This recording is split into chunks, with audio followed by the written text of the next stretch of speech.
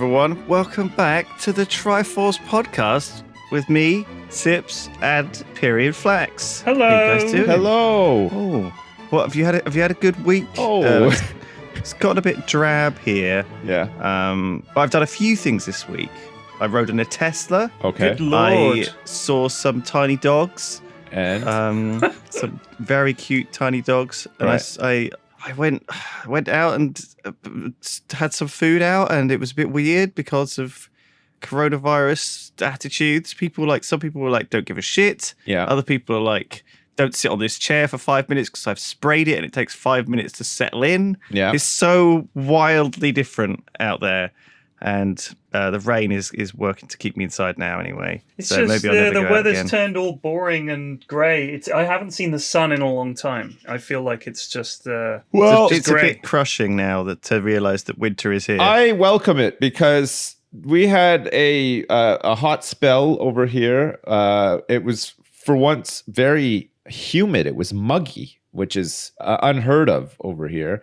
And for like a week, maybe a week and a half, it was unbearable. It was the worst. Yeah, So you know what? I'd say we definitely had 2 weeks in London where maybe slightly more where it was. And there was that 1 week when it was like 38 degrees or something. Well, in I'm glad London, that it was that nuts. the autumn has arrived. I quite like this time of year. I like it a bit cooler. I don't like the days running shorter though. I hate when the clocks switch. Yeah, they should but- stop that shit. Stupid. But I do like the cooler breeze, the cooler air and stuff. It's much better. It's much more comfortable, right? I sleep a lot better. Like I don't know, just This everything. is true. It It's does great, make yeah. things better. I do like the heat. I prefer to be warm than cold. But honestly, the heat wave we had this summer made me pray for death. It was ridiculous at some points. Just Same. walking around the house, just like lying down on the floor and just dying. It was Oh. bad. And my dog, Man. poor old doggo, she was suffering. They're not Oh being, yeah, they're how not being- is your dad? How is it your dad? How is my dad?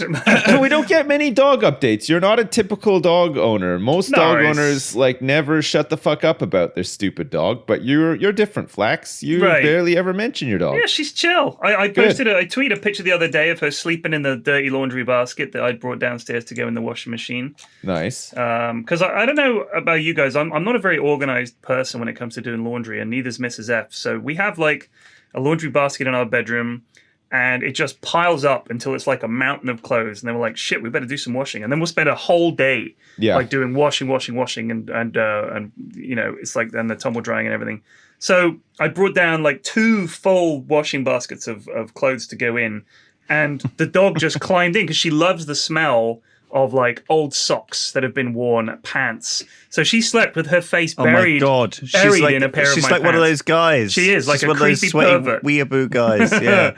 But they love the smell of being around you. Like there's no smell you can make that's going to offend a dog. Like very occasionally, I suppose a really bad fart, she might give you a look like Christ. But more often than I not, don't know. I feel like dogs love farts. Like they love they the eat their own smells shit that you often, make. so it's Yeah. they gotta love the smell and the taste. I mean, There's no smell that bothers her that we make, which is quite Right. funny. I mean, that I guess sometimes cooking smells. it's more interesting, right, to them. It's almost like colour. It's like a different colour. Yeah. That's how we were always sort of told that dogs like smelled things. They saw like colours in the air. Yeah, it's like of that, thing. I think. right. But sometimes if we're cooking a particularly spicy curry or something, she's walking around sneezing because it's like up her nose. The curry smell. the chili Yeah. in the air. Yeah. I can understand that because she's more sensitive. Do you Yeah. think the colors that they can see in the air representing smells are the same colors that we would sort of like, you know, associate associate fart? with certain things? Like what? Like I would imagine that if you could see a fart in the air, it would either be kind of like a gross brownish green color or just straight up brown, right? Well, here's the problem, though. Like, think about other really nice smells, like coffee. What would coffee be? Coffee what would smell be like a kind of like I think it'd be black, like a black mist. I would say Okay. more like a sort of brownish gray, you know, like a clay sort of color, you know. But like, when I- What about I'm freshly thinking of baked bread? freshly I think baked that bread would would be- definitely be beige. I think that would be a very, very light tan color. Yes. that has sparkles in it, very slight Yes. sparkles. Okay. What about like smoke, like nicotine, like cigarette smoke? It'd be like cloud color. Like I think it would be the green that cartoons use to indicate poison gas. Okay. Oh, see, I would save that one for either actual poison gas or farts. I wouldn't use green for cigarette smoke. I would just have that as like a sort of whitish gray. But I think it's the sense of a bad thing has to be consistent. Right. Like I don't think we've got enough colors. There's what, like 7 colors? Right. No, I know, but Yeah. you can get in there. You can use the you can either use the color picker or you can use the paintbrush with the paint palette thing to choose your own color as well, and that Like opens in up MS billions Paint. that opens up billions of other. That's true. color What kind of fidelity are we combinations. talking about? How many color bits in With nature, just quite a however lot, I whatever think. the maximum is. I mean, there's a lot of colors out there, really. Like more than an Xbox. way more than an Xbox. Yeah, Okay. and Well, I they can think tell if we people put apart our, by their if smell, we put our color right? palette on an SSD as well, then Right. we're laughing. I all the way reckon to the most bank. people smell either of their laundry detergent mostly or the deodorant that they're wearing, right? Yeah. Like to us, okay? But a dog can see through all that and smell the person. You know, Yeah. he recognizes people by their individual smell, which I Right. don't think I could do. Well, apart from that one You kid at don't school who think had you that weird could do smell, it? you know, apart from him. You're actually announcing that you, Lewis Brindley of the Yogscast, does not have the same fidelity of smell that a dog does. Well, no, that's but that's I an think, impressive admission. Well done. well, no, but So humble. I don't think even with like training, you know, I don't think humans have the ability. No, of course we don't. They have like to- billions of more nose receptors than us. or No, I whatever. know, but we could still. I think we could still smell better if we were forced to, right? were But trained. we have the other senses that we. I just Like love those that. we use that. wine people, like that's why they're called Sommeliers. sommeliers. They're called sommeliers because they have really good Yeah. sense Well, of they smell. can smell it, but it's like smelling and tasting. I guess it's all linked up, though, right? The taste and the smell, smellier. we should get dogs to be sommeliers because they'd be able to really tell whether a wine was good or not. They wouldn't could. They would be able to tell, but they wouldn't be able to recommend what to go with. Like They're if you said, "What already- would this go with?" Anything. Honestly, Yeah. I will eat a dog. My dog will eat anything. They're- So What goes with a KFC Um, or like a fast food? What wine do you pair I would with say a shit, white. shit fast food? I would say white. I because think you're it cuts probably through the not the drinking fat. much wine, but maybe Right. smoking a lot of doobies. Like What about like just a big bowl of like Rice Krispies? What wine do you have with that? I don't know if I would. Blue Nun, Bucks Fizz. Just Bucks, I would say Bucks Fizz actually works for a breakfast. glass Yeah, there of you port. go. Yeah, orange and champagne. Yeah. That actually totally works, Sips. Yeah, a Bucks Fizz would be Colt good. 45 Colt in a 45. plastic bag, and you pour it on Now your here's a cereal. question, right? You get plastic bags of wine. Can you get Yeah. plastic bags of beer? No. And Why I is think that? the reason why is because It'd be flat. it's got the it's carbonated, right? It's it fizzes. It Why can't you foams and carbonate fizzes stuff and in a bag though? You can't put that in a bag. Can you wine not put it in a wine bag? is flat, right? Why it can't just you goes put it in a bag? Well, I think it just goes against all the laws of physics and nature. I think if you I get don't know. What you law get a of physics? buildup of you get a buildup of carbonation in there, and then all of a sudden you've got a burst bag. And But then wouldn't cans similarly Yeah. deform? Isn't it the contact with oxygen that makes it? You would just need a special valve that doesn't let any air in. But I guess the problem there is how do you like when I buy wine bags with the little tap on the front where Yeah. you squeeze it and the wine comes out. And I guess some air gets in to displace, yeah. as you're letting wine out, air has to come in to displace it. Otherwise you're looking at a vacuum. This feels like one of those things that you don't need to analyze because I think there's smarter people out there that would have found a way to make it work by now. You know what I mean? Just saying it must Wine be in possible. bags has been around for a long time, and I think It might I'm be the sure tap at some point thing. somebody thought, "Wow, beer in a bag would be great," and then went through all these same motions and decided I think you're right. it's not a good idea. It's the tap thing. I don't think fizzy stuff comes out of a tap very well. I think it loses its fizz. Question mark. Is there any scientists who are experts in carbonation chemistry that can get in touch? Yeah, I am actually. It's my specialty. Good to know. So I rode a Tesla this week. Right. What, like with an aim to buy one? Are you buying a Tesla? No, my friend has one, or someone I know has one. Right. And he took me to Bath. Is this person in the Yogscast? Because I'm trying to think of who in the Yogscast could ever in their wildest dreams get a Tesla. Well, so Tesla not. is we're in this weird world right now where Tesla is Elon Musk's added like, I don't know, some sort of huge amount, $100 billion to his fortune over the last. Like, he just became richer than Mark Zuckerberg, I read yesterday. Right. Which is huge. And also, like, Apple went from $1 trillion valuation in April to $2.1 trillion valuation now. So, like, these companies, you would have thought, like, in April, people would have thought, you know, all the investors would have been like, yeah, I think Apple's going to. People. Who's bitten against it anyway? But by the by, Tesla's a future. Right. Okay? Tesla's a future of automobile manufacturing. Okay, and it's worth, the company's worth like the top 18 other car manufacturers are worth like the same as you Tesla. don't really see many Teslas outside of the US though. They haven't Who's really buying them to give them they this haven't value? broken Europe from what I can tell. I mean, I've never I don't know who's. I don't think I've ever seen one on the Tesla's road even over making here. any money, but I think it's just worth.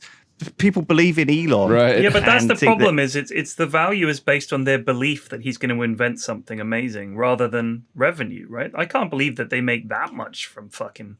Like, I don't know anyone that owns a Tesla. They're very innovative. But anyway, I went and rode this Tesla, and it was basically Tesla. Basically, it was like it had no dashboard for a start at all. It was just a big screen there. Okay. And on the right hand side, there's like a little kind of, it looks like an iPhone game where you've got your car in the middle, and it sort of, as you drive up the road, it sort of tracks cars driving past you on the other side of the road, and cars like coming up and on your left, and traffic lights and stuff. And so you could actually just sit there and drive on that phone screen. You wouldn't have to look out the window, Right. At all, which is so weird. Does the phone screen pick up like kids and dogs and stuff too? Would you be able to see those? Or I don't think it does. Well, I didn't see any though, kids or dogs, because we kind of drove a fairly straight styled road. I mean, a lot of American travel is very different to UK travel. We have a lot thinner roads and a lot sort of weirder setup. So I think it would be. I didn't notice any kids or dogs on there, but I wasn't paying that much attention to it. Maybe it does track them. I guess that's. I know. Well, I watched a YouTube dangerous. video where a guy tries to drive between two towns with his Tesla without touching the steering wheel. He was like, "Let's see if it can do it, and I'll just be here to correct it if it looks like it's going wrong." And the problem is that, like you said, roads in the UK are very different from the roads in the States, in that we will quite often have a very narrow road, two-way traffic, with very faded lines that suddenly dips into what looks like a tunnel of like trees. You know what I mean? It's like when you're in the country, the roads are going up and down and hither and yon. And especially like out in the country for sure. Like, I would not trust a roads. computer on those at this point. By the way, their net income was minus $862 million last year. I know, it's nuts. I don't understand how this works. There's something weird going on in the world. I don't understand. I thought companies had to make money to be worth something, but I mean they've been around for a while, right? I don't think that's the case with economics, though. Economics is simple, but also stupidly. Well, I think it's the stock obfuscated. market that's crazy. Didn't YouTube itself didn't really ever make much money, right? Wasn't it when YouTube was bought by Google? It wasn't making much money, and they bought it, and everybody thought, "Wow, this is going to make a lot of money," and it still has never really made any money. For them. No, I think it makes a lot now. I read that it made YouTube $1 billion or something a year. For the longest time, it did a lot. Like it. That's because it didn't have ads, though. It didn't have its good integration. I mean, Google are the providers of ads, and that partnership with YouTube made a lot of sense. Really, YouTube's revenue was $15 billion last year. So I'm guessing they bought a platform to sell ads money on. They didn't want the YouTube itself, and still don't really. They just understand that they can sell a huge amount of their stuff through there. It's really interesting. Anyway, Tesla's. I thought it was fine. It was fine. I think like it's quite nice inside, like quite comfy. I feel like the hype for them is is a bit crazy. Yeah. Because there are other electric cars that will be fine as well, right? Like it's not. So, like, yeah, they're not the you be figure- all end all, really. Like Right. It's, Like other companies are also going to be making them. Like you're telling me that BMW and Volkswagen and well, lots of companies all these are. companies. Yeah. Yeah. There's. I mean, not only that. There's hybrids as well. I mean, most people, I think, now probably would just go for full electric over hybrid because I think eventually the plan is to phase those out. You know what I mean? There's fucking tons of cars out there. It's a huge fucking industry. I and would be market. worried about Elon Musk's mental health and stability because when you look at some of the shit he's said recently. Well, did you see he did the brain chip thing Yeah, this he week wants as a well? brain chip. He called his kid with like a phone number or a formula for. He didn't do that. That was something. just a Twitter meme. But yeah, I mean, that was just like a little joke. It's just weird. But yeah, he put this brain chip in a pig, didn't he? That was just so weird. And what? He's getting a little bit like the crazy scientist who, at the start of the film, you think it would be like Christopher Lloyd's character, Doc Brown in Back to the Future. By the third Back to the Future film, he's sending children back in time just to fuck with them. You know what I mean? Like he's not sending children back in time to stop their parents breaking up or whatever he did with Marty McFly. He's definitely he's sending Marty McFly's back to assassinate their parents just to fuck with the continuum. He's Doc Brown's definitely gone a mad. type as well, right? I mean, I don't know much about his personal life. I know like enough to sort of make a very general opinion about him or whatever. But like, I feel like he's a bit sort of like maybe Steve Jobs and other people like that, where they're dreamers, right? They have these big ideas. They get stuck down these like sort of vision corridors where things work out well for them, but in reality, in real life, they leave like a trail of destruction behind them, right? There's a lot of people that have these like awful run-ins with them. They have like their personal life isn't like great. There's like divorces and kids all over the place, and there's, you know what I mean? Like it seems like like this is a type, right? And this type seems to lend itself well to making billions and inventing things or whatever. But I don't know. I don't think it's like I'm sure a lot of people are, oh fuck, I wish I was Elon Musk. Oh my god, like the money and everything. But like I don't know. I don't know if I'd want to be Elon Musk necessarily. He seems like a character. Yeah, put it that way. Definitely seems. I mean, he was obviously. He's just weird, isn't he? Like, well, we could talk about him forever, but he's just too weird. Anyway, I thought, like I said, Tesla. I think it's a fine car. I mean, sitting in it, it had ordinary seatbelts and ordinary glass windows that went up and down. Ordinary, like you know how in a car you have those like I don't know what they're called, but the bits of the car that when you sat on the inside and you look around the windows, there's like that like paneling, I guess, like plastic paneling. One of those bits was like falling off, and didn't stick on. It's still a car, and I was like, that's what you get in the back of a car, isn't it? Like one of those bits of paneling is like a little bit loose. Do you know what I mean? Yeah. Like it's that, and so it's like, what am I? Well, I get like I don't think a lot of people like me and you guys obviously have never been in them, and so they do feel a bit foreign and a bit. I have been in them. Out of. Yeah, I've been in one as well. Several times. I thought I was telling you something new. No. I'd never ridden in one. All right. I'm sure enough. I've told you about the time I went in a Tesla before on this very podcast. I think that's why we're so underwhelmed, because we've been in them. We've been in one before, and they're just like it's just whatever. It's just a car. It's not. It was not cool. even a really great car. It's just it feels to me like you're driving like some sort of little remote control thing though, because it's got the little battery sort of marker. It's got in the that corner sort of of the like screen. it's got like it's an actual phone. It feels like a computer game or like a mobile game. It's got like that iPhone hype sort of thing around it, right? Where you think it's like the best in its class or whatever, and then but really when it comes to it's just another car, and the iPhone's just another phone. Like it. You know what I mean? There's not really much difference. Like there's little differences, but it's not enough to really like blow your mind or anything. It's not like, I don't know. Yeah. I mean, I just bought a Renault know. Scenic, and I honestly think that it's the best fucking car I've ever driven in. I love it. I love it. I would take one of those over a Tesla any day. Bit biased because it's definitely the trendy new car to have. You know, it used to be that businessmen would drive there. Yeah. I remember when Blackberries came out. Oh man! Oh, I got my Blackberries BlackBerry. They were the biggest fucking thing for such a long time. Yeah. And now If you where read are about they? the decline of BlackBerry, it's a really interesting story. Nobody actually. wants to use one now. Yeah. BlackBerry apparently are making quite a lot of good tech now. And although no one's buying the phones, the company is still going based on the tech they're selling and stuff. This is what I hear. I don't know whether it's actually like true. But I'd reckon I don't know the story well enough, like of the decline of BlackBerry. Like other than people like the fact I had a keyboard, whereas in the old days you used to have to just type the numbers on your phone. So if you wanted to get to an F, you'd have to press.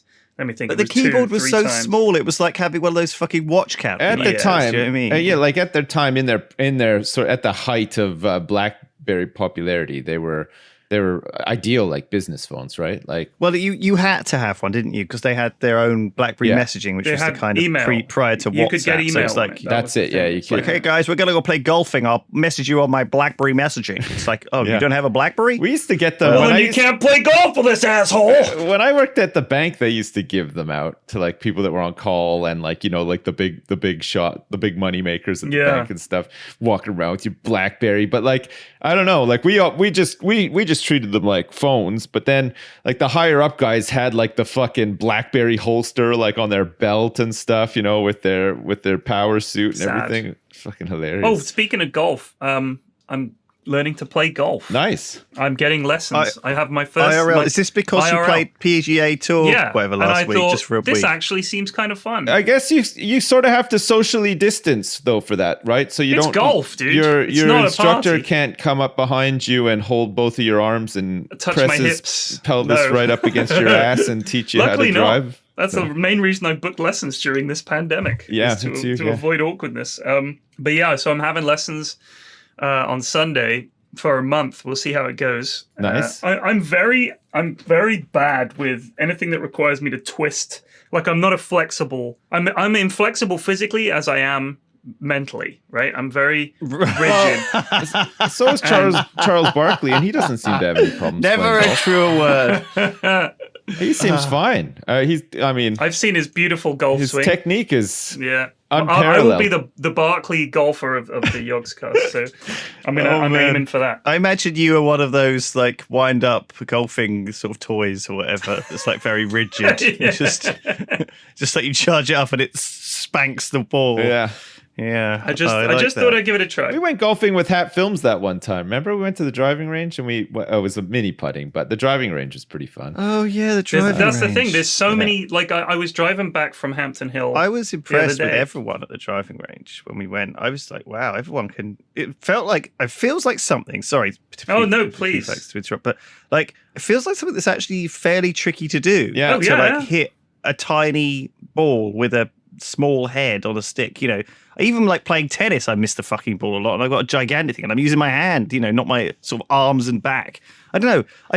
I'm always I always think, obviously it's technique. I always just worry that when I play, I worry that one day my technique will be off and I just won't be able to hit the ball ever again. I think that, and I'll just slice balls and just spend my entire day searching the reeds, for my ball. Like that's my nightmare. I didn't go to a very nice school. Like the school I went to was like a really sort of run of the mill, like school for everyone. There wasn't like fees or anything like that. And we learned how to play golf at school, like during our phys ed class.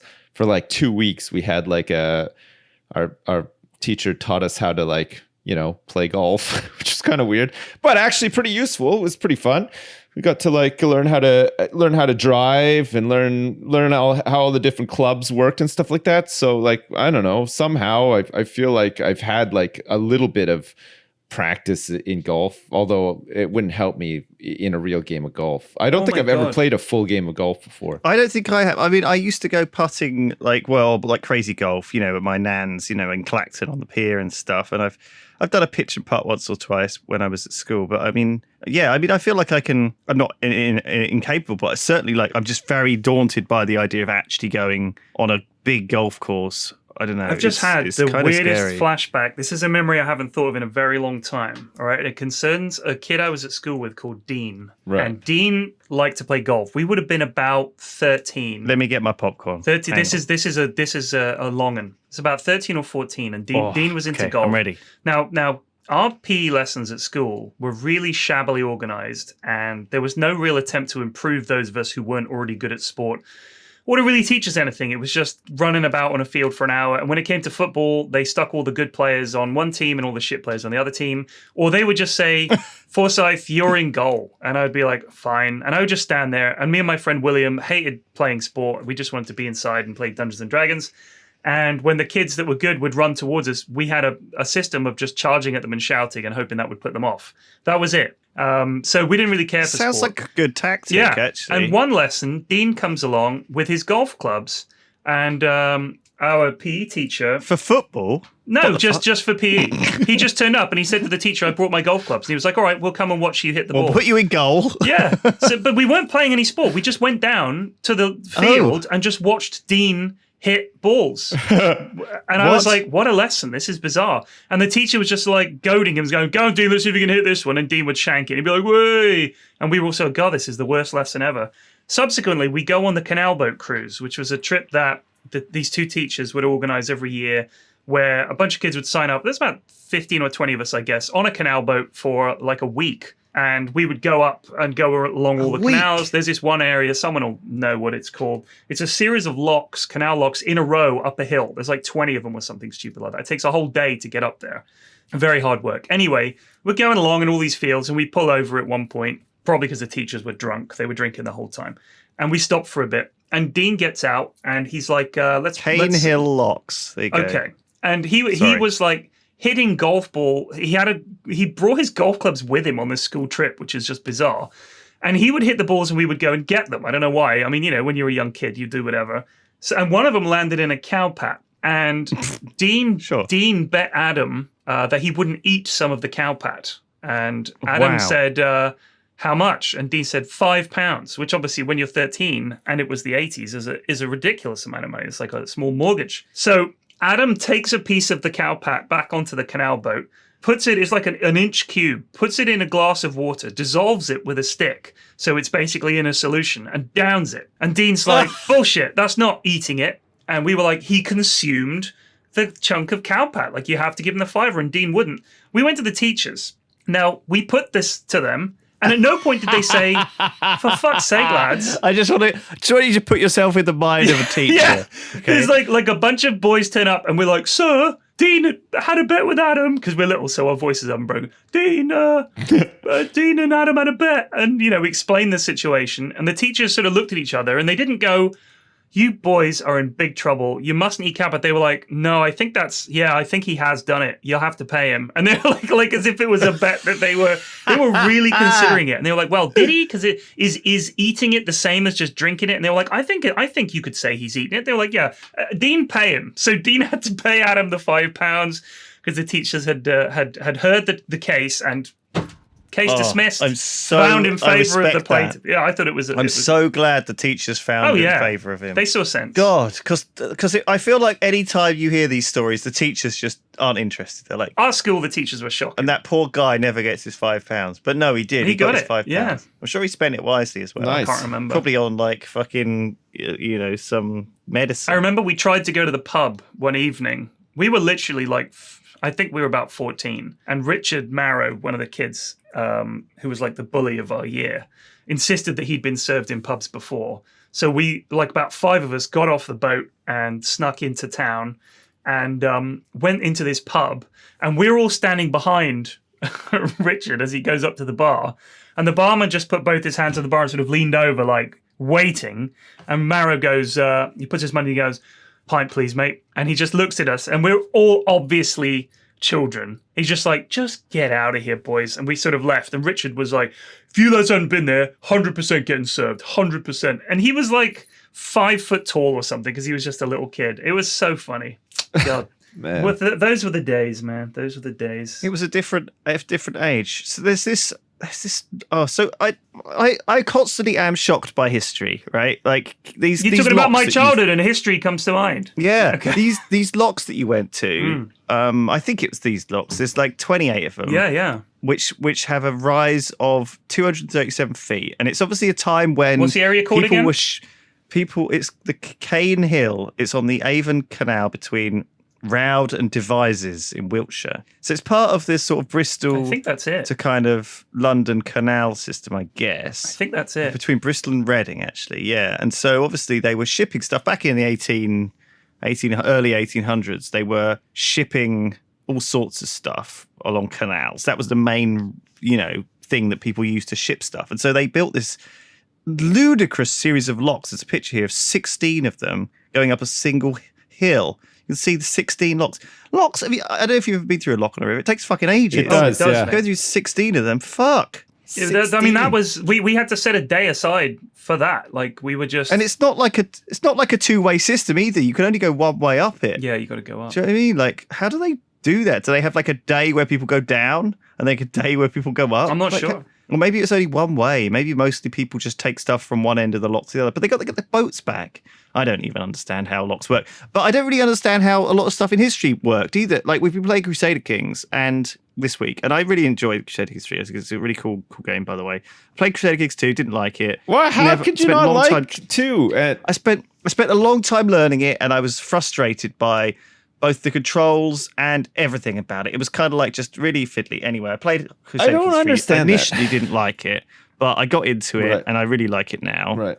But it made me realize how little I understood about how complicated everything was back then, with just people in charge of certain people and counties and barons and duchies and passing inheritance, all that complicated crap, and partitioning the land between people, like all of their rules that they had for just how everything worked, and also just how you recruited people to fight for you, and all of these weird, just it was so complicated. I don't know. I feel it's like the same. I feel like CK3 just sort of like streamlined it a bit more, but it's more or less the same. Sorry, I don't mean the game. The game's great. I mean the time. The actual history. Like, because it's obviously modeled on what things were actually like at the time. Oh right, yeah. And I'm I'm so sort of surprised by the level of complexity around everything and all the rules around everything, even like, begging indulgences off the Pope and stuff, like stuff that just seems so bizarre that you can sort of commit a crime and then just pay the Pope and he'll be like, yeah, I know you're a fornicator and you murdered your brother, but that's all right. Yeah.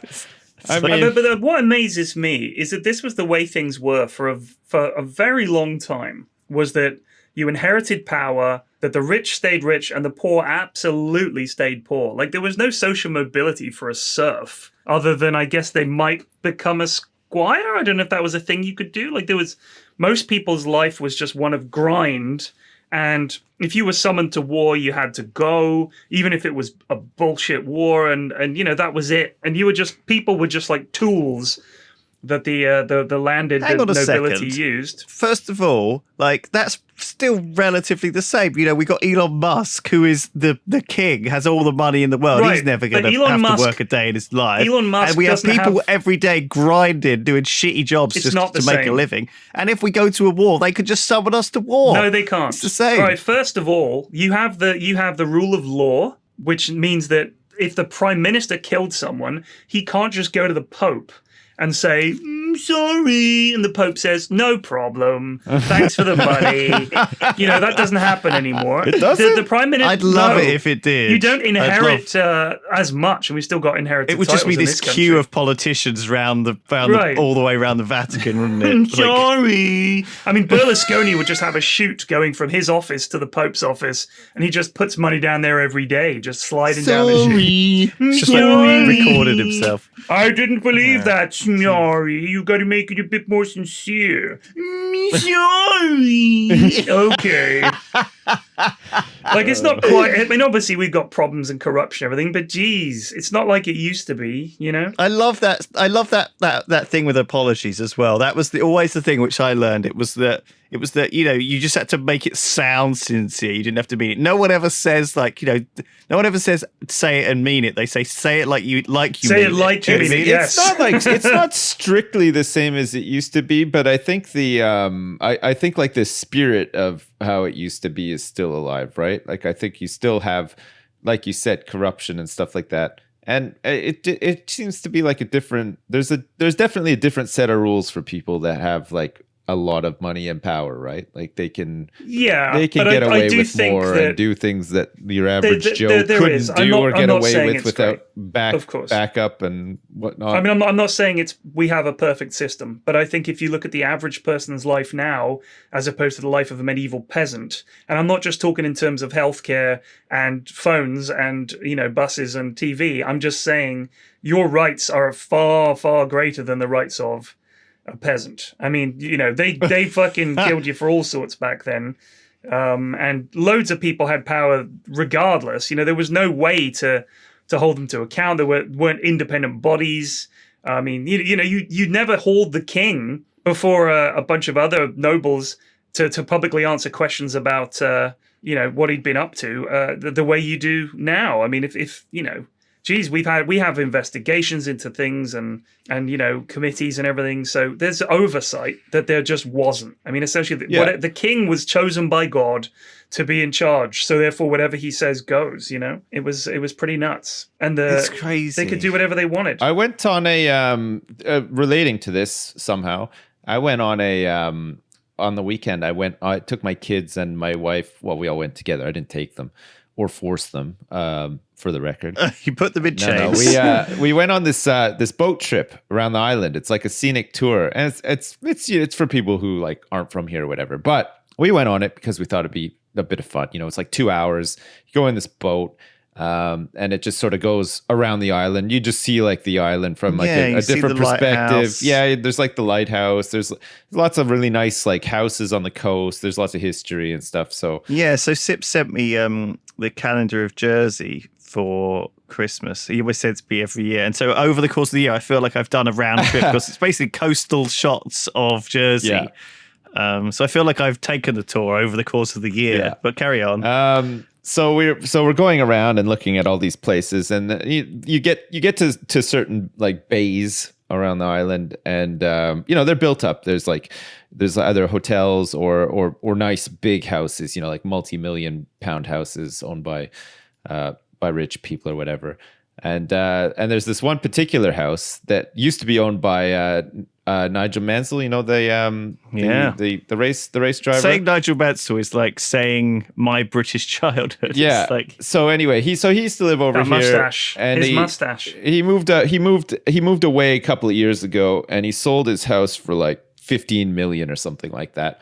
It's this beautiful like old house, and it's just like right on the coast. It's got its own like slipway on the beach and everything. It's really, really nice, right? And so somebody obviously bought it and added like it's not like an extension, but it looks like it's a whole new building, but it's on the grounds of the house.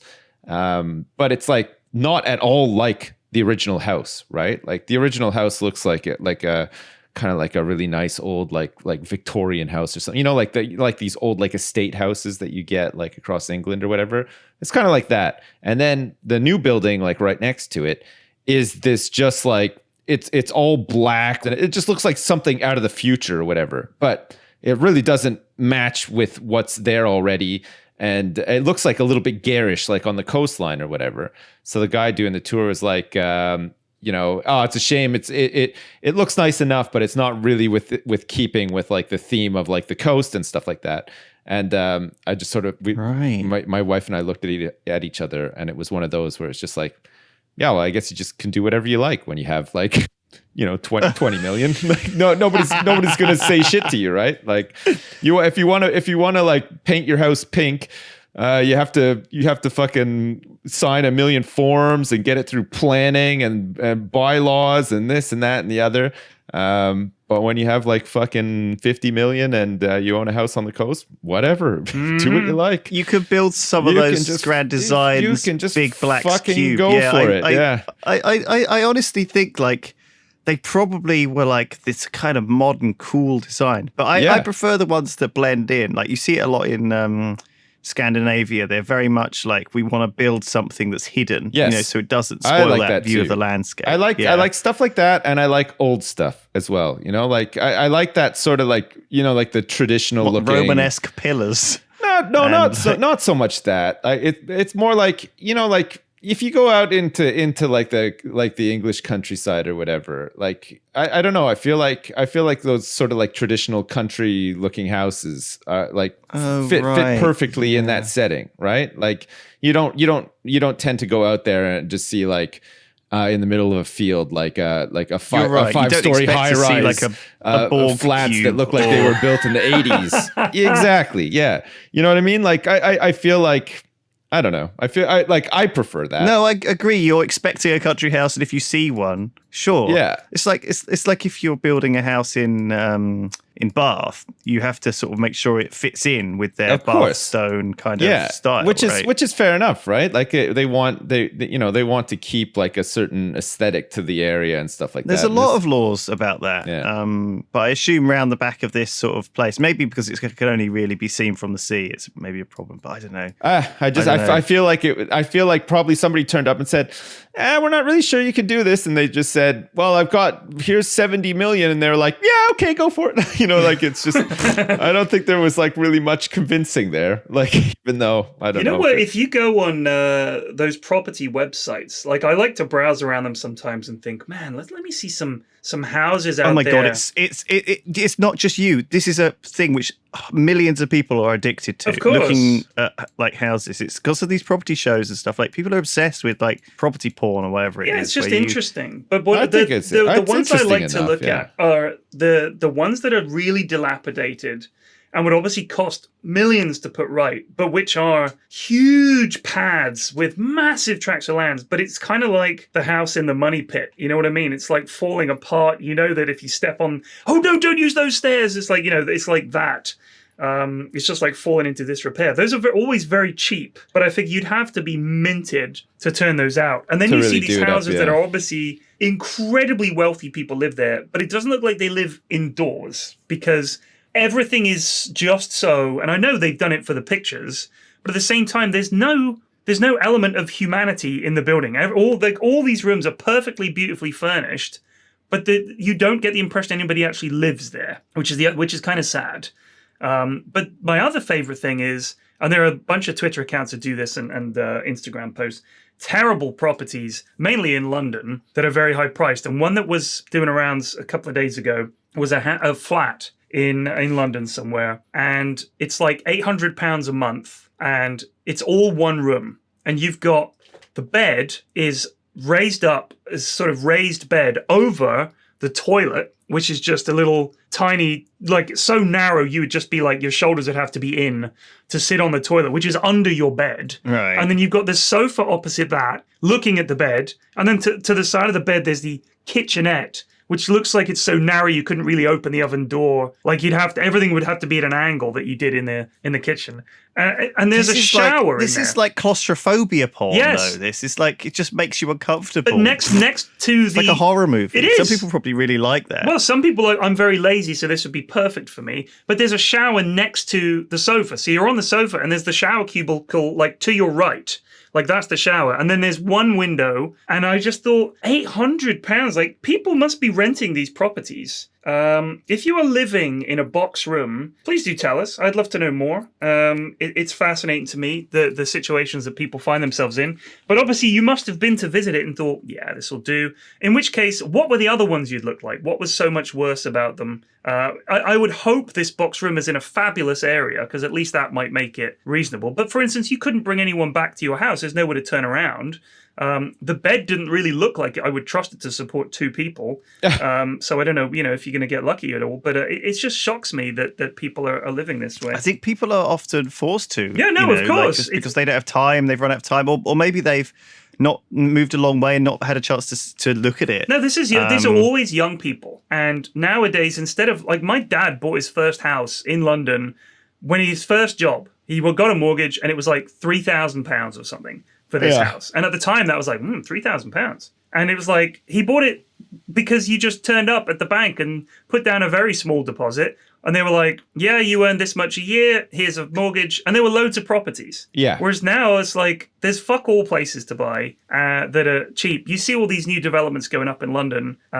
And I mean, you see them, they build these huge tower blocks and there's always pictures. A new place to live in the sky. Seems like something out of 2000 most of them AD. are sold to people who don't even it's all live in companies London. buy them, It's all foreigners buy investment them. stuff, yeah. So where the fuck people meant to live? They have to live in a box room and they have to sleep above a toilet. Like that's what we've been reduced to. So maybe when I was saying that the lives of modern people are better than that of medieval serfs, maybe we haven't changed it all. But maybe we will, because maybe people are going to flee the cities in this post-coronavirus world where people can work from home. I don't know. Maybe it's an opportunity for people to kind of work apparently, remotely. I've read all these articles saying that would be dreadful and that how dare we? Because what about the sandwich makers? And I'm thinking, you know what? I think people would love to be able to actually fucking buy a house. You fuckers should have seen this coming. Maybe if you hadn't just allowed Chinese companies to build tower blocks everywhere and sell it to Russian lads, people would have somewhere to fucking live. Property, no matter where, if you're anywhere near a city, it's expensive. And then the further out you go, property's expensive because there's more land involved and stuff like that. So it's really not like and it's the commuting cost, dude. There's no real way around it, you know what I mean? So I think a lot of people opt for, well, I'm just going to live in the city because it's closer to everything and whatever. And then the compromise they have to make is that they have to live in a small place because they have to live in a box. This isn't a small place. Fucking this is heaving. not just a small place, all right? Yeah. This is a cell for £800 a month. Yeah. No, but it's like that. It's like that everywhere now. It's it's just the way things are going. Yeah. Like and people who are growing up now and thinking of leaving home for the first time, and that's a thing, right? Like I used to live in the first place I ever moved into was a bed sit, and even my bed sit that I lived in, I rented at the time, is bigger than most modern flats, and it's crazy to think. Most when you go into you ever been into like one of those new build Yeah. houses, like they those estates? Yeah. They're not building for the modern human. I think No, they're building no, of for course not. I the think medieval human. The yeah, tiny people. it's very, very minimalist. But I'm always amazed. If you walk through if you walk through an estate, or if you walk through like a building development or whatever, and on a hot day when people's windows are all open and stuff, and you can kind of see inside their houses, I'm always fucking amazed by how much shit people have, like up to the fucking rafters. They've got because there's not as much space, they've just got all these shelves everywhere with crap all over them, and it's just like, all right. I looked at this really nice, expensive flat over a new development in Bristol when I was looking for places, and I'm sure I've told this before, but it looked quite nice, really nice, and I just thought the rooms are a bit small, and it's a little bit small, and then I realised that the way they decorated it, you see, like almost like furnished it, but they hadn't put certain things in. Yeah. Like there were no wardrobes in the bedrooms. No. Right. Do you know what I mean? And I just thought, it looks roomy. It looks like a nice bedroom, but then I just realized where are you would I gonna put keep my everything? stuff? Yeah. They Exactly. don't build wardrobes anymore. Like old houses used to factor them in, right? Like they were part of the room, they were built in, and that was fine. You have to new I don't buildings you have to don't. have a fold-out bed, and every time you want to get some clothes out, you have to lift your bed or up. or sleep on a futon or something. Like Here's the future, lads. We don't have clothes. What we have is a paper suit that is printed for you by a 3D printer that prints with recycled materials. Every morning. So at the end of the day, you rip off your paper suit, put it in the recycling thing, and the next morning it prints you your clothes for the day. Your new one, and then you go off to work at the, as Sips loves to say, at the box factory or whatever they have. The stapler factory or the you go off screwdriver there. factory. That's the future. the People won't modern have room equivalent. for clothes and possessions. Yeah. Yes, Robo Boss, Yeah. I'll work harder. Get back to work. Stop shirking. Tina, you've been on break for 5 minutes too long. Get back to work. Robo Boss, I had a bet with Tina that I was going to eat a cow pat, and so I dissolved the cow pat up in my vitamin paste juice that's supplied by the company, and I drank it, and she won't pay me the £5, Robo Boss. Well, but RoboBoss will confer with the super AI that runs the world. This is taking some time. Quite the debate. Yes, you must pay her the 5 cromons. That's the currency then. I like the idea. Okay, Roboboss. I like the idea of like minimalist living and the aesthetic of it and everything as well. But I just don't know. Like I feel like it's difficult, right? I feel like we're definitely of a generation where you had stuff. And I feel like up and coming generations will still have stuff, but there's a lot more sort of focus on services, right? Yeah, well, you got people like Mary Kondo telling you to chuck everything out. Yeah, well, and that's because like you don't need that much stuff anymore. You know, like who's she to tell me? Who's she to tell me what I can't have? When I've got my comics and my books and my fucking DVDs. When I moved out, I had books and I had DVDs and stuff that I wanted to have. I wanted to bring with me, but like. You don't really need any of that shit anymore, right? I tell you most what, stuff is streamed. Most stuff, your books and shit like that, you can just read it on a device or something like that. There's a lot of stuff that's been digitized, right? I went to a place that was full of tat, right? So it was a hotel, and you went in the entrance hall, and it had a glass cabinet of those paperweights, you know, those glass orb paperweights that have like a little flower in them or a little space design or something like that. And those things I consider to be expensive tat, right? That people have around their house. They might have a couple, but there were like 20 in this case. And I feel like the person who owned the hotel or something had a collection of these, right? The other thing that was up, so you went up a level, and then on the next floor there was another load of tat all over the walls, and it was like those Ladok sort of, I think they're called Ladok, like sculptures of sort of a blue dressed woman kind of holding a candle or something like that. Do you know what I mean? Like that kind of cheap. They all those paperweights are about 40 or 50 quid, you know, right. And those they're kind of tat, and you pick them up, but they're not collectible in a sense that you need a lot of space for them, but they are collectible in a sense that you can build up a collection of them if you feel like it. And there's that Ladok sort of sculptures, and I'm sure I know people who have one or two. My nan, I think, had a couple in her cupboards or cabinets. You know, it's almost like you get a cabinet and you think, well, what should I put in here? Or this thing that I bought when I was on holiday at Hunstanton or whatever, and I went to the front and they had a glass shop and they sold me a dolphin-shaped bit of glass or some dumb shit. You know, like it was, the whole hotel was full of tat that was cost between in the restaurant. They had all the walls were these old apothecary bottles, you know, they looked like they picked them up in a box at a car boot sale, you know, because and one of the walls next to where we were eating was all full of toxic ones. It was like poison, you know, it was like warning, you know, dangerous, like stuff like this.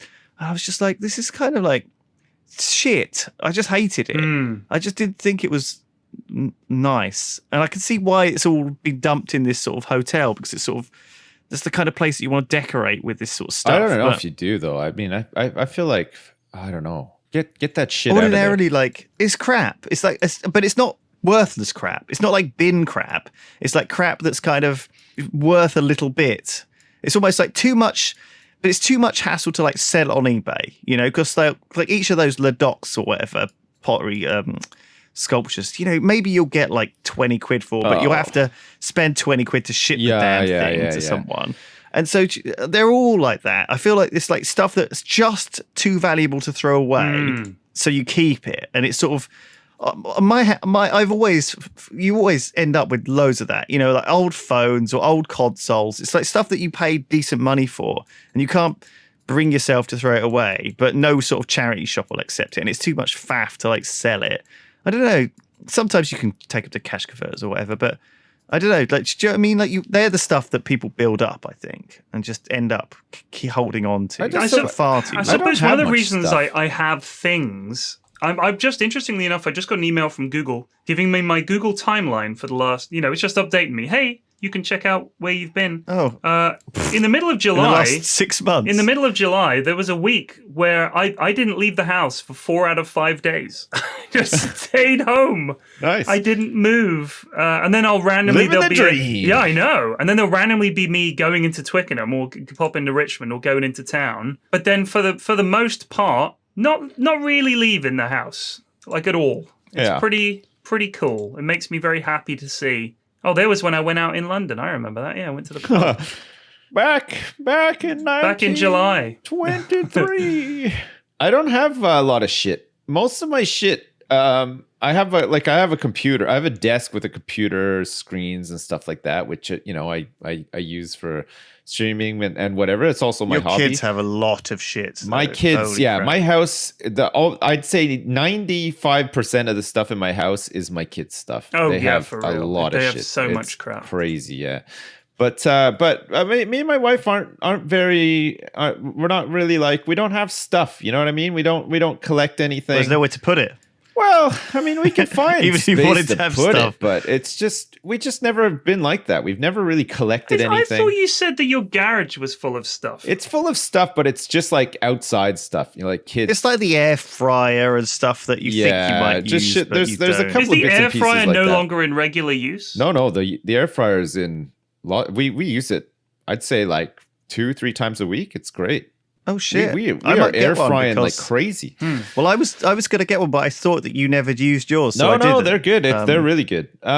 We got this juicer recently as well, but it's not a smoothie maker. It's like a full on juicer. So like for example, you put an apple into this thing, and it will juice it and just get rid of all the stuff. But you don't need to like prepare it in any way. Literally just drop the apple in with the stem, everything, and this thing will just get rid of all the crap. It will just molt. You'll get like a brown mulch, and you'll out the get bottom. some juice Yeah. out of it. But it's nice because it retains like a lot of like the good shit that you'd want from the apple as well, but just makes it into a juice form.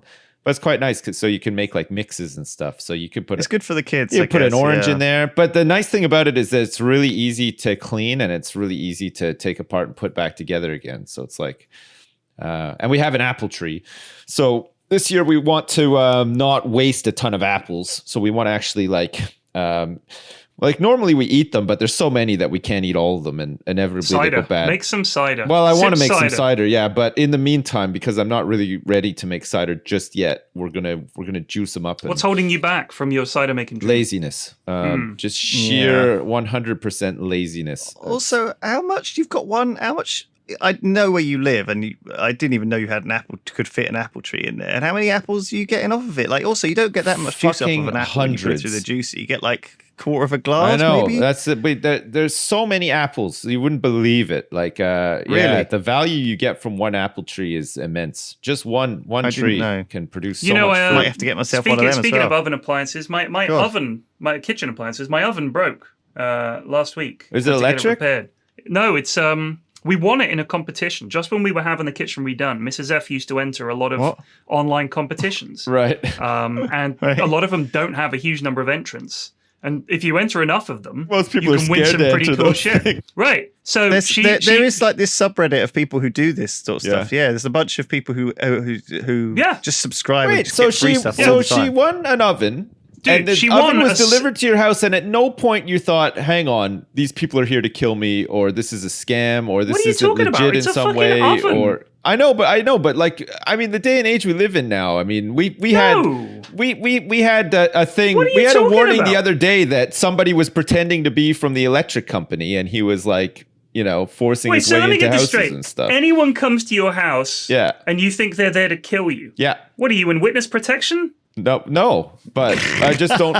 I'm this, the You've the been news living in on the world- island for too long. You've got island mentality. If I don't know them, they might be an assassin, my lord. Look, I'm not saying that I'm like losing my shit every time, but there would be some small part of me at the back of my mind saying, I wonder how legit this is. Robo or, Boss, is that you? I wonder, I have I come wonder to if kill these you. people are who they say they are. You know what I mean? Like, it's, But look, here's the thing: if it's a competition run by Smeg, the oven makers, right. and you enter it through their website, Yeah. and then they deliver you a 7-burner Smeg oven that would cost thousands of pounds, yeah, I think it's pretty much legit. Right. And this was Damn. like 4 years ago. And Right. it was as we were getting the kitchen redone, she won this competition. They were like, where do you want the oven? And she was like, holy shit, like, can you wait like a couple of weeks? They were like, yeah. So they held on to it. We had to redesign things to fit this thing in.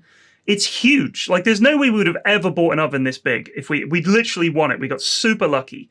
And it broke for the first time. So 4 years of everyday use, it finally, the element, the filament at the back gave up. And it's basically, it looks like, inside an electric kettle, you've got that big ring that just gets really hot. It's literally one of those, and then a fan blows that air over the food. Well, you That's could it. just Right. get that replaced easy, right? Right. So the guy turns up, Anton. He says, this oven, sometimes you have to get behind them to fix them. If so, the big oven is going to be tricky. I was like, well, let's hope. And he's fiddling around with the screwdriver, and he turns to me and goes, we are in luck, my friend. We can do it from this side. I was like, great. And he pulls out the element, and he holds it up. He goes, yes, he tests it with a little electrical thing, and he goes, your element is broken. And I went, oh, that's a shame. And he goes, why? And I thought, well, it's apparent. It's a shame because now I have to buy a new element. Like, I think he thought when I said that's a shame that when he pulled the gun out, he said, where do you keep the jewelry? This is the real shame, Mr. Forsyth. Where is your safe? This Smeg company. You know too much. I have come from the Russian spy house. I just thought it was weird when I said, oh, that's a shame. He went, his question was, why? I was like, well, because it's broken. I was like, no, but you've said that's a shame as in just a generic response manner, though. You didn't mean anything by it. You knew it was broken. I didn't mean that I had some kind of attachment to the element at the back of the oven that was like, it has sentimental value or something like that. It was just throwing out. That's a shame. It was just a platitude or whatever. You were just like saying you just had a generic response because. But he obviously English not being his first language, and I guess he was Bulgarian. He was like, why is that shame? And I was like, I don't really have the time to explain that. It is inanimate object. We not cry about it. We don't have funeral for it and bury it in garden. It is just of an element. Why are you so sad about heating filament? Yeah, I guess it was like in his mind, I'd said, oh, well, looks like the world's over then. Life has lost all meaning. Man, how great would it have been, though, if you were like, that's a shame. Head bowed low, and then all of a sudden My Heart Will Go On by Celine Dion just starts playing like in the background, like on the radio. As you're remembering the element that burst inside your oven, and this Bulgarian guy is just 30 days left to retirement. What the fuck? I was wondering. I love that. Yeah. That's the story, is it? That's it. Wow.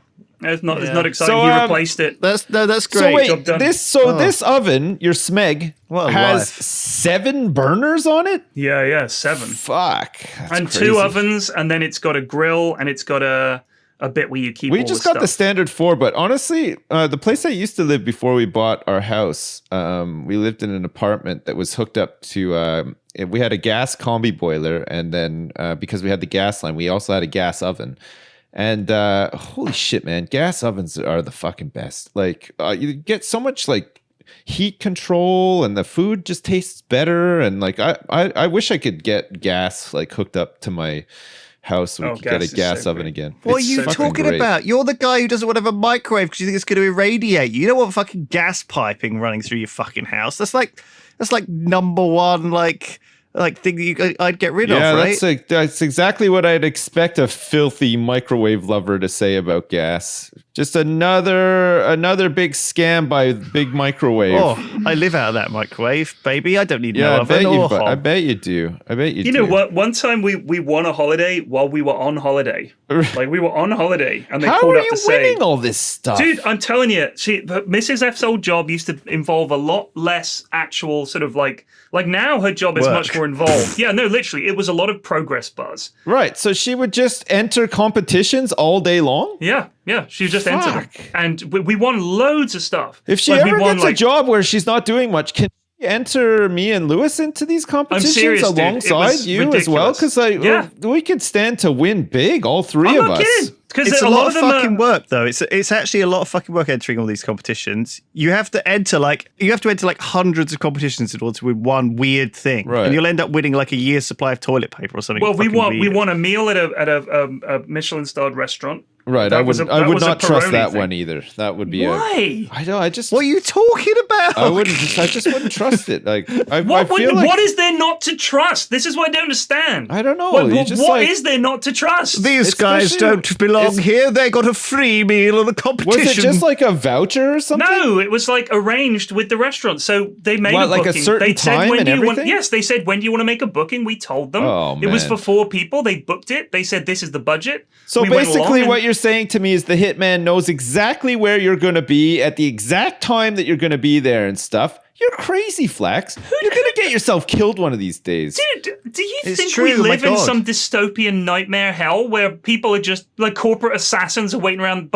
hiding behind the veil of competitions? Yeah, you I better don't- Like, watch why out. wouldn't they just kill me? You know, they're going to bring you the pepper pot and say, more pepper, sir. And then it's going to be fucking Novigrad gas or whatever the Novichon. fuck Yeah. sprayed on Yeah. you. You're going to get, oh, sorry, sir, I grounded it into your eyes. Yeah. Oh. I'm strangling you. Sorry, because I knew exactly that you were going to be here at this exact time because of our scam free meal that But they we used to also lure presumably in would know where I victims. live because you have to put those details into the website when you enter the Oh competition. my god! Why You entered wait your until personal that information into these as well. point? You have to. Oh my god! But I mean, all she did was she used a Hotmail account. That was her competition account, and Okay. entered all these accounts. All right, that's a game changer then. No, she because had a it's- burner account for entering competitions. Yes, purely because that's the what. Here's the thing. Fuck. They don't. It's not a What you promotional need is a thing. PO box as well, so that you don't have to put in your actual address and you have the perfect setup for entering You are so competitions. paranoid. Where has this come from? You don't live in downtown El Salvador or somewhere. Like you're not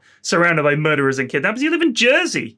Man, It's like super it's low true. crime, super safe. I know, but this things is this can is so change typical. on a dime. You got to be ready. I feel You're like crazy. I feel like I'm like a modern day prepper. I'm preparing for Preparing for what? some dystopian hell. Someone to turn up with something you've won in a competition. It's happening, honey. Get the bags and the gun. Oh man. Oh god. No, I'm just like I don't know. I just think it's important to stay safe online. You know what I mean? Like you never know who's out there trying to scam you. You're and worried stuff. about everyone stealing your data, but you know, if you're signing up to every single competition, you've already given it away once. How many times can you give it away? I think it's a good action to have. It's you know? literally these companies do this. I thought there would be someone when we won the Peroni. It was sponsored by Peroni. That was this meal at this Italian restaurant. I think Oh it was my God. Marco Pierre White's restaurant. And I thought the Peroni people would be there to like shake our hand and take our picture and be like, I don't know Yeah. why I had that vision, but they So- don't give a shit. They just want your emails Was addresses. it one of That's those? it. So is it one of those situations where you won basically a meal ticket at a very fancy restaurant? You turn up and people who normally go to those restaurants pay a lot of money to like be there, and they're high Right. class, highfalutin, tootin', high bank types or whatever. Did you guys feel like really out of place when you turned up? Did you feel No, like because shit? I'm not Cletus from The Simpsons. You know, I didn't turn up. like that. It's like that Hey, time. we gonna eat well today, Ma. Look, they even got knives you're a and forks. medieval It's sir. like that episode of Keeping Up Appearances where Hyacinth and her husband go on that luxury cruise, but then Onslow and his wife Daisy win a competition, and they're in the same class, and the whole time she's like she can't fucking believe it because Onslow's just like strolling around in his wife beater, and he's making Never best watched friends that with the show. captain and stuff. Oh fuck. I've never watched that show. You You've know never that watched show it? Oh, inside fuck, out. it's hilarious. It's so good. It's like a total boomer show, but it's hilarious though. That It's- really it's is. That's very- that and the it's Golden very well Girls. written. Real boomer stuff right there. That's quite Keeping Up Appearances. It's just funny because Yes. it's about this like middle class suburban woman who thinks she's Hyacinth like Bouquet, elite right? upper That's- yeah. class, and then But it's she- Hyacinth Bucket, but she says bouquet. Yeah, right? yeah. Like that, but that's the joke. and she That's looks right. down on her brother-in-law Onslow, who is just like like a straight up northern working class man. You know, he's got like a fucking in a string vest, junked out smoking car away. in his front yard, and he lives on an estate and stuff. But things always just like go their way somehow. You know, like this episode in particular where they win like this 5-star luxury cruise that like her whole calendar year has been leading up to. Her and Richard are going on this high luxury cruise or whatever, and then this guy just fucking lucks out, Yeah. wins a ticket. Well, that's it. You gotta. If you can't win it, if you ain't in it. Yeah. That's my motto with It's competition. just it's a funny situation, but it just like it's That's our 90s TV recommendation. yeah. There you go. If you're ever looking for stuff, the day. if you're scraping the barrel of Netflix and whatever, That's a barrel. Yeah. Let's see. I'm sure Netflix will carry Keeping Up. It's kind of the same era as One Foot in the Grave. that fucking Yeah. Victor Meldrew Yeah, show. I knew you Hey, were One gonna Foot say in the that. Grave is a great show, One man. Foot in I won't the hear a word Grave. against it. That is a classic. That is a classic. The episode where he goes to answer the phone and he picks up the dachshund. Hello? Oh my goodness! Well, I love that. It's so good. like constantly. Oh my god, we sound like the biggest boomers right now. That's a great show. This is a great conversation. This is something you could share with the older generation. Remember that episode of Father Ted where they see Victor Mildrew at like the caves Dougal. or whatever? And it starts... Hey Dougal, it's your man. What if I went up to him and said, I don't believe it. You should totally do that, Ted. I bet he'd love it. Yeah, I love that. And then he has a fight in the car park with Victor Meldrew. Oh, fuck yeah. Oh, man, that's so funny. See, if you don't know that show, I don't know, the character of Victor Meldrew, like, he seems like such a nice guy, the actor. Like, he seems like a nice guy. But He always I love that reminds show. me of Junior Soprano. Like, just like that crusty old, like, fucking grumpy man, you know? Like, it's... Hey, I don't believe it. Tony. Yeah, that kid's got some moxie considering his size. What's that other fucking terrible 90s show with those three old men who would sort of have these sort of boyish adventures out in English That was countryside? Last of the Summer Wine. Last of the Summer Wine? Yes, Fucking God. awful. I can't handle that. What a terrible, like, old 90s sitcom. Do you know what got me about those 90s sitcoms is the audience was always much, much older. Like, you could hear the audience was like old people. And they would always howl with laughter at every situation. Like, oh, he's going down the road. It was inevitably, I'm pretty sure every episode ended with someone in something that was on a runaway thing down a hill. Yeah. Right? Like, it was like they're in a shopping trolley or a go-kart or something, and they're like out of control, and they're going, oh, bye, George. Looks like we're going to hit that cart full of dung, you know, and the audience is going, woo! Woo! They just can't believe it. I'm like, you saw this last week, you fucking idiots. Yeah. Oh, I reckon the laughter was canned. It's like extras, like you know, the show with his catchphrase and stuff like that. He makes a lot of fun of that sort of style of TV, doesn't he?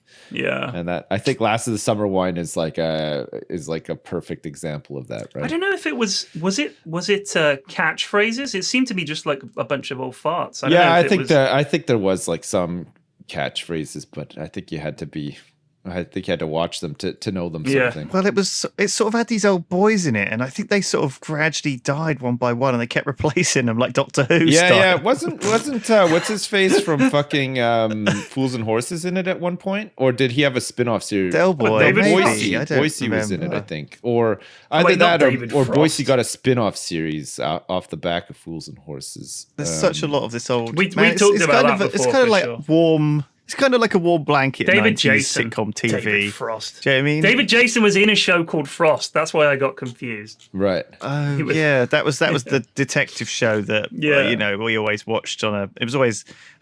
I think it was on at a time when my parents watched it, and I was just a bit too young. Wait, he wasn't in a really show like, called Frost. Man, there's this one a touch scene. Of Frost. A touch of Frost. Fools and Horses is one of those shows where it doesn't translate outside of the UK, right? Like it would never. I would assume not. You'd never get it. You'd never see it in North America or anything. Like I certainly never remembered it being on TV or seeing it before I moved over here.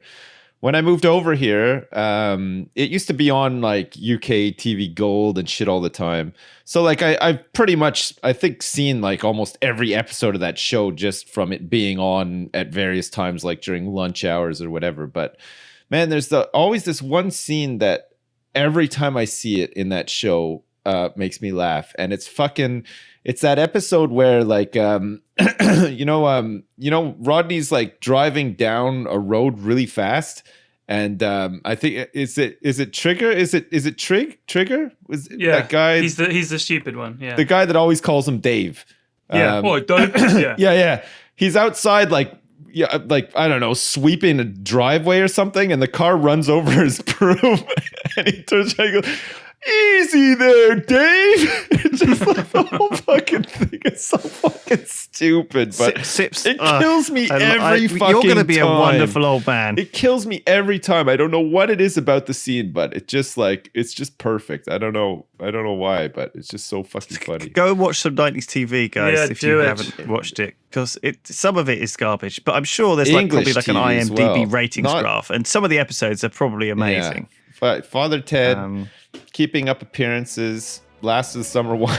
Frasier's still top of my Only recommendations. Fools and Horses. That's a great show. You can't go wrong with Frasier, for sure. All right, thanks everyone. Thank you. We love you. See you next week. We love you. Bye. Goodbye. Bye.